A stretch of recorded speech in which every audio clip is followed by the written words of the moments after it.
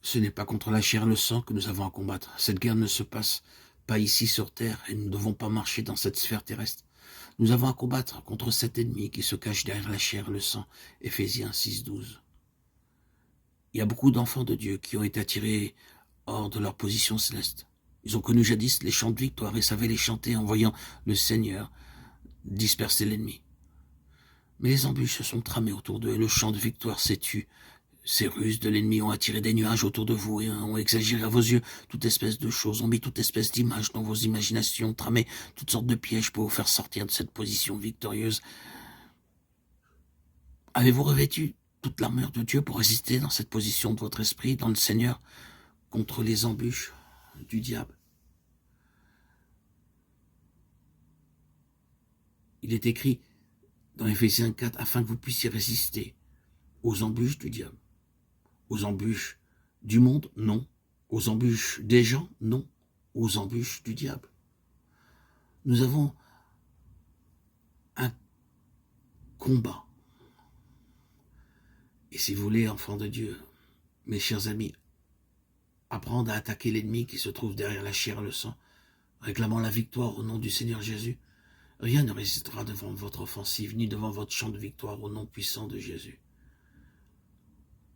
Combattre, cela signifie se tenir debout en esprit, contre quelque chose qui vient contre vous en esprit.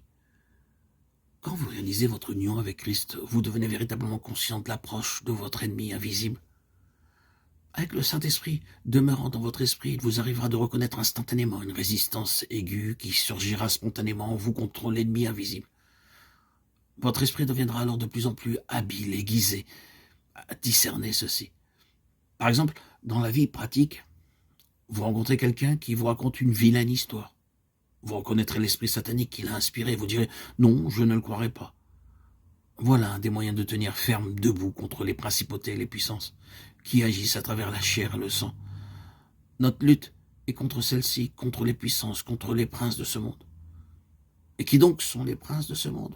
Dieu règne pourtant dans le ciel. Dieu est souverain sur le trône.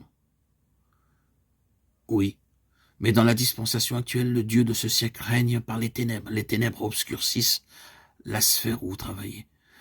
Vous les voyez, vous les sentez. Avez-vous compris comment il faut combattre contre ces dominateurs des ténèbres et les vaincre de façon à maintenir la victoire et à vous tenir debout en esprit, fort dans le Seigneur et dans sa force toute puissante contre l'ennemi, contre la puissance spirituelle de méchanceté qui est dans les lieux célestes.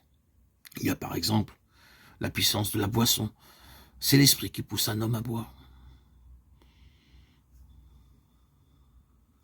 Vous n'avez pas compris ces puissances de méchanceté